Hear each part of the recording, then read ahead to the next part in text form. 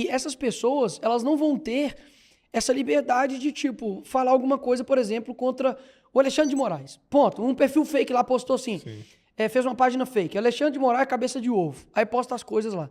Cara, esse cara só tem a liberdade de fazer isso porque ele tá no anonimato. Sim, entende? perfeito. Então, é muito complicado, porque se a gente tivesse em uma normalidade democrática do tipo, não, se isso aqui é errado, você vai na justiça, a Se justiça... tivesse essa segurança aí faria Tipo, sentido. a justiça vai ouvir você, vai ter a defesa, vai ter a ampla defesa, vai ter o contraditório, e aí vai ser decidido uma justa causa, né? Você vai ter um julgamento justo. Hoje não acontece isso. Então, o desafio hoje É perigoso. não é a tecnologia, cara. O desafio hoje é, digamos assim, quem vão ser os limitadores disso. É tipo quem limita a piada. É. Tipo, os caras já processaram o humorista, cara. Sim. Tipo assim, o cara fez uma piada. Amigo, piada não é pra ser levada a sério. Ponto. Mas quem é o limitador da piada? Você? Tipo, é quem? Tipo, é os cristãos? Ou é os católicos? É o ministro do STF? Então, assim, toda piada que for contra loura, pode. Toda piada contra for negro, aí não pode. Toda piada contra pessoas... Tem que ter tomar cuidado, não pode falar gorda, né, hoje. Pessoas gordas, aí não pode. Então, assim, o que pode? Quem vai definir isso? Então, o debate hoje é o seguinte, Igor, o debate profundo sobre a liberdade de expressão. Esse que é o grande questão. Sim. Só que as pessoas debatem isso de uma maneira muito rasa.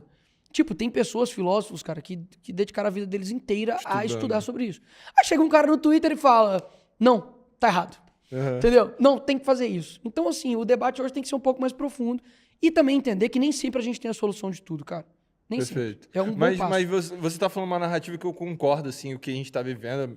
Até, assim, na minha perspectiva, meio caótico, né? A gente tá buscando achar esse equilíbrio. Eu dei igual uma sugestão e sempre vai ter um contra-argumento do que por que não faz sentido. Por mais que fosse talvez uma boa sugestão, aí a gente tá falando de como hoje tá o governo, principalmente do Brasil, assim, a gente não tem essa segurança do senso de justiça. Onde a gente encontra? O que precisa ser feito para resolver? É mudar? E se mudar, quem muda? Boa. Como muda? Aí eu começo com a minha história, cara. E eu vou te boa. mostrar como que a gente muda isso. Eu não tive ninguém da minha família voltado à política. Eu não venho de família políticas, né? Como vários políticos geralmente entram. Eu nunca me envolvi com um partido político do tipo, poxa, aos 16 anos eu entrei na juventude do partido tal. Nunca me envolvi. Eu sempre fui alguém que gostei de defender aquilo que eu acredito. Então a igreja sempre me direcionou para esse caminho. Então, eu nasci na Cabana do Pai Tomás, que é uma favela aqui em Belo Horizonte. O meu pai é pastor, meu avô também era, de uma igreja, assim, digamos, tradicional, né, que era a Assembleia de Deus. Aos 12 anos, eu tive a oportunidade de morar na França. Nicolas, como que você nasceu na favela e foi morar na França, né? Isso é possível para qualquer pessoa. Para qualquer pessoa. O problema é que na favela, muitas vezes, você não é mostrado outro caminho. A não ser, talvez, o tráfico, que alicia com 12, 10 anos hoje em dia, para o menino virar olheiro, vai lá e compra uma coisa para o traficante. E, enfim, depois fica pegando coisas mais pesadas do tráfico. E muitas vezes só esse caminho que é mostrado para um adolescente, para uma criança na favela. Mas o meu pai e o meu avô sempre prezou muito pela educação. E meu pai trabalhou na Fiat durante 26 anos. E muitas vezes a história do meu pai, ele falava, poxa, eu chegava em casa, eu não sabia se eu, tomava banho ou se eu comia, porque eu estava tão cansado, assim. Então foi muito sacrifício até chegar o momento que lá dentro eu consegui uma promoção para poder ir para a França. E era uma coisa, cara, completamente longe da minha realidade. Esquece. Quando eu pensei que eu ia morar na França, e lá eu tive a oportunidade de estudar numa escola britânica, então eu aprendi, né, o inglês, tive uma experiência fora também, e assim, se eu pudesse, cara, óbvio, isso aqui é impossível, tá? Mas se pudesse pegar o brasileiro, você que vai muito a Orlando, vai para os Estados Unidos, pudesse pegar o brasileiro e dar para ele uma bolsa Orlando, só de ida e de volta, você vai lá, vai ver, vai falar, caramba, é possível, e você vai voltar. Porque você concorda comigo que o seu ambiente, ele não te determina, mas ele te influencia pra caramba, velho. Muito. Então, assim, na favela, eu se acordava várias vezes, saindo de escola tinha tiroteio. Poxa, ia dormir, por exemplo, sei lá, na casa da minha tia, quando dava confronto com a polícia, era bandido fugindo em cima da laje. era gente que morreu por conta de cerol na linha e passa e mata um motoqueiro. Era uma loucura. Era muro sem concreto, né? Só nos tijolos. Você olha aquilo dali e fala, cara, não tem outra realidade.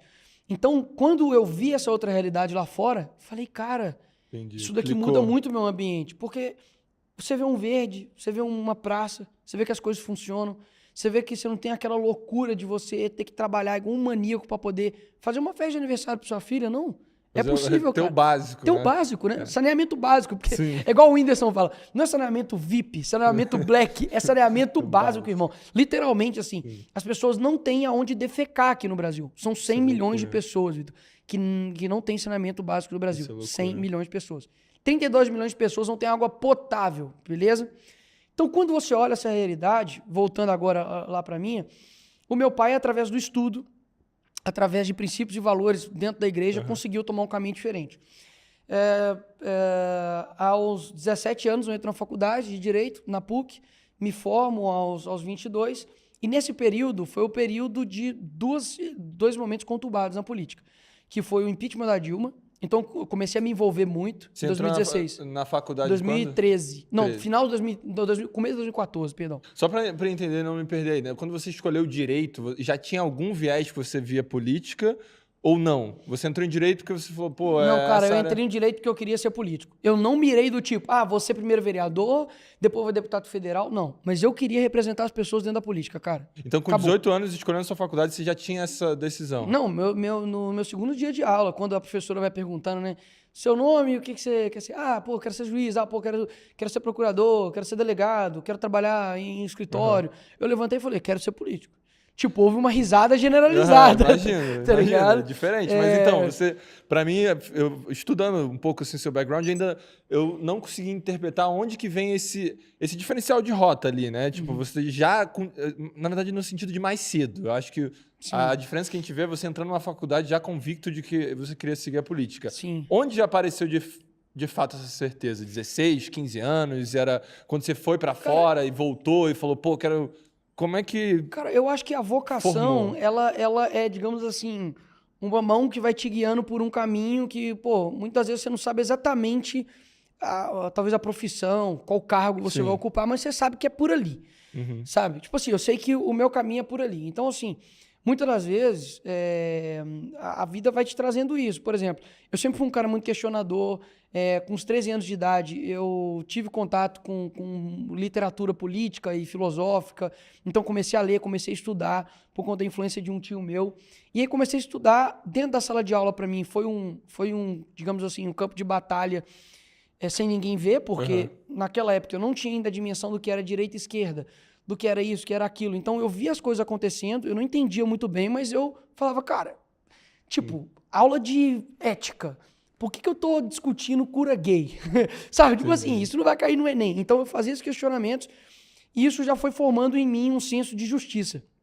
Quando eu entro na faculdade, eu já entro mais preparado para esse embate. Então, assim, dentro da faculdade, cara, foi o meu momento, de fato, de eu enfrentar os meus ursos e leões. Né? Na história de Davi, fala que Davi, antes de enfrentar Golias, para poder proteger o rebanho dele, né? Das ovelhas, ele já tinha matado já um leão, já tinha lutado contra o urso para defender suas ovelhas. Ou seja, ele foi colocado ali, enfim, uma luta no privado, para depois, quando ele precisou fazer aquela luta no nível público, ele já estava preparado. Então, eu vejo que a faculdade, para mim, foi isso. Eu não tinha seguidor, cara. Eu não tinha seguidor. Eu, dos meus amigos aqui, eu era o que menos tinha curtida. Eu não tinha ideia o que era Instagram, como mexia em Twitter, YouTube. Não tinha ideia, cara. Eu só tinha porque todo mundo tinha. Eu fui indo nas manifestações, fui postando ali um discurso, fui gravando um vídeo, fui tendo ideia de outros. Então, tem um vídeo meu que eu pergunto pro Haddad por que ele não votou na missa, né? Porque ele só vai na missa em época de eleição. Pô, você não votou na missa? Por que depois das eleições você não voltou mais à missa, ô Haddad? Aí teve um que eu fui lá numa manifestação de professores, eu falei, pô, agora são 9 horas da manhã, por que vocês não estão... Isso você estava fazendo no YouTube? Isso fazendo no YouTube, jogando no Instagram. Então, assim, claro, eu fiz aquilo dali falando, não, tô fazendo isso aqui porque eu quero ser vereador. Não, eu falei, cara, eu tô fazendo isso aqui porque primeiro, o que eu acho que é certo, eu tô expondo aqui uma hipocrisia, né, desse lado. E, cara, quando chegar a oportunidade, eu vou estar pronto. Meu pai sempre me disse, é melhor você estar pronto e não ter oportunidade do que você ter oportunidade e não estar pronto. Bom. Então foi assim que eu fui seguindo, digamos assim, minha vida. De uma forma natural, do tipo, pô, eu quero ser político, então eu preciso saber mexer com leis. Como? Que eu vou ser político, eu vou fazer leis e eu não entendo de direito, cara. Então, poxa, uma segunda língua, eu acho que é importante. Já tinha o inglês, continuei estudando. Tudo eu fui me preparando. Para quando chegar para vereador, e eu me candidatei a vereador com 26 anos, falei, cara, tá na hora. Me candidatei a vereador. Fui o segundo mais votado em BH. E aí, cara, foi um baque para mim, porque, digamos assim, uma responsabilidade gigantesca. Eu fiz o meu mandato no meio da pandemia, então, cara, qualquer coisa que você falava, você ia tomar pancada. Só que nos momentos de crise, eu acho que são os momentos que você mais cresce. E eu acho que a minha vida foi muito pautada nisso. Eu olhava uma crise acontecendo, eu falei, cara, não. Tipo, tá todo mundo calado, é hora de eu falar. Então, eu acho que eu fui crescendo nisso. E aí, durante esses 2 anos de vereador, me candidatei a deputado federal, fui mais votado do Brasil. Então, foi dando certo, assim. Então, pra gente tentar... Não é tão simples quanto parece, tá? Isso que Acordei, tomei um café, fiz um videozinho, postei. Mas é isso que eu quero entender. O que tava passando na sua cabeça nesse tempo que você, estrategicamente, mesmo que automático ou foi guiado, igual você falou assim, você soube explorar muito bem um lado de rede social, onde estava crescendo, vamos dizer assim... Eu tô escutando a sua história, é muito paralela à nossa. Você tá falando ali de 2016, o impeachment da Dilma, foi quando eu e meu primo, a gente se mudou para Orlando que o nosso canal explodiu. Já tava grande, a gente já não tinha certeza que dava para viver da internet, ainda era uma dúvida. Sim. E é meio que paralelo. E você tava ali, igual a gente era influenciador explorando o território de entretenimento, você tava explorando esse território pro lado político. E foi sentindo e elaborando em cima disso. Então, o que na sua trajetória ali, eu vejo assim, tem um papel... Nicolas influenciador, você teve que aprender a usar a ferramenta, entender algoritmo, por que você escolheu YouTube, Instagram, tipo, vídeo longo, então, e teve o lado político. Como nessa trajetória, o quão importante foi esse lado influenciador? Tipo, você tem uma persona pro creator, vamos dizer assim, da nossa geração. Eu acho que o grande segredo disso tudo, e até é o seguinte, você precisa, cara, ter o seu coração naquilo que você tá fazendo. Tem muitos caras bons, cara, dentro da política, tem muitos caras assim que, enfim... tem muito mais conhecimento que eu, são mais capazes do que eu, mas eu vejo que muitas das vezes não tá com o coração naquilo. Sim. Tipo, não é genuíno. Eu acho que eu sempre fui muito assim. Quando você pega, por exemplo, grandes pessoas na internet que bombam, cara, vamos lá, a mulher estourada hoje no Brasil na rede social. Virgínia. Ponto. Você vê que a Virgínia pode criticar, falar o que dela, mas ela é autêntica. O que isso quer dizer? Ela não acorda já de maquiagem. Sim. Tipo, ela acorda do jeito que ela tá ali, mostra a cama, não sei o quê, mostra os filhos. As pessoas gostam de autenticidade. Então, cara, meu coração sempre esteve nisso. Meu coração é verdadeiro naquilo que eu defendo. E as pessoas foram se identificando também com isso. Do tanto que hoje eu tenho seguidores, isso é muito maneiro, cara. Eu tenho seguidores de quando eu tinha 3 mil seguidores. Sim. Cara, você manter 5 anos de rede social com a pessoa que quando você tinha 3 mil, 5 mil, 20 mil seguidores te seguindo até hoje, é porque existe algo, é como se fosse um produto. Sim. Tipo, pô, por que você, quando você vai comprar um carro ou você vai adquirir um produto, sei lá, uma Coca-Cola, você compra Coca-Cola e não compra um que você não conhece?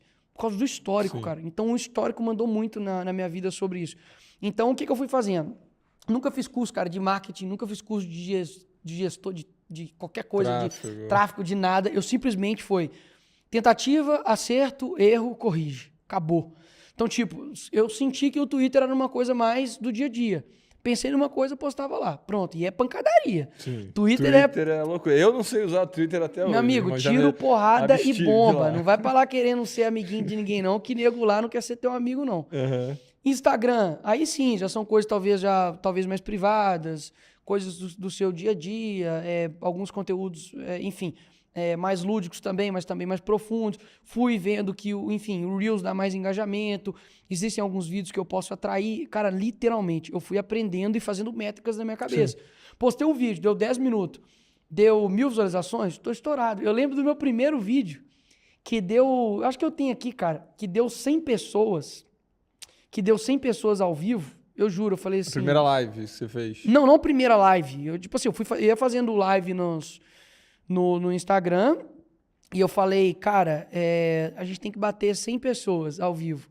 Eu lembro que bateu 100 pessoas, eu falei assim, amigo, estou estourado. Aqui, ó, essa daqui, pra você ter ideia, ó. A gente vai colocar também. Coloca lá depois. Tava batendo 25 pessoas. Pra quem acha aí, pô... Bom, Mas é fácil, né, cara? que idade você tinha aí? Eu tava... Isso é 15 de julho de 2019. Entendi. Então, 6 anos. Eu tinha 22 anos. 22. Tá aqui, ó. 25 pessoas na live. Irado. Então, assim, tem gente que acha assim, pô, mas tu faz isso porque tu tem muito seguidor, etc. Mas Cara, tu teve que todo mundo começa com 0 seguidores. Então, e a sua trilha tem... De novo, assim, a minha pergunta ainda é nesse ponto. Tem muito foco nisso. Por que você viu esse potencial na rede social enquanto as outras pessoas não estavam vendo? Que foi, eu diria que uma das grandes ferramentas para você Ó, estar aqui hoje. Eu fui percebendo que quando chegou, por exemplo, ali a era do TikTok, eu vi que tava, enfim, bombando, pouca gente gerando conteúdo lá e basicamente era conteúdo de entretenimento. Sim. Ou era dancinha, ou era gente dublando música, era entretenimento. Falei, cara, eu vou jogar isso pra dentro do meu mundo. Então eu sempre tive esse tato de jogar as coisas que todo mundo tá gostando e jogar pro meu mundo. Tá. Então eu olhei e falei assim, cara, vídeo de TikTok, todo mundo tá fazendo vídeos, por exemplo, sobre curiosidades. E botava aquele fundo verde atrás no TikTok e fazia aqui. Eu falei, cara, vou fazer a política.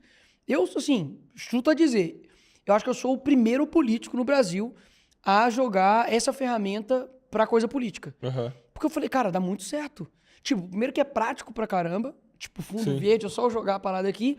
E eu mesmo sempre editei, assim, os meus vídeos, porque até hoje, esses vídeos do TikTok sou eu que edito. Uhum. Porque tem a minha pegada, eu lembro de meme, aí eu insiro, Sim. aí eu corto, faço de um jeito, regravo. Porque até eu mandar pro editor, o editor pegar Sim. um jeito meu e voltar, aí deu errado, aí vai ter que renderizar de novo, editar, cara. Então eu fui pegando a manha disso, eu falei, cara, aqui vai dar certo. E aí fui crescendo. Então foi tato, velho, tato mesmo. Tipo assim, não existe algo mais, digamos assim, pra você gerar sucesso em algo do que treino. É treino, Sim. cara, foi treino. Eu fui, postei, pô, isso aqui em 1 hora deu 1000 curtidas, tá legal. Postei outra coisa, deu 500, alguma coisa que saiu errado.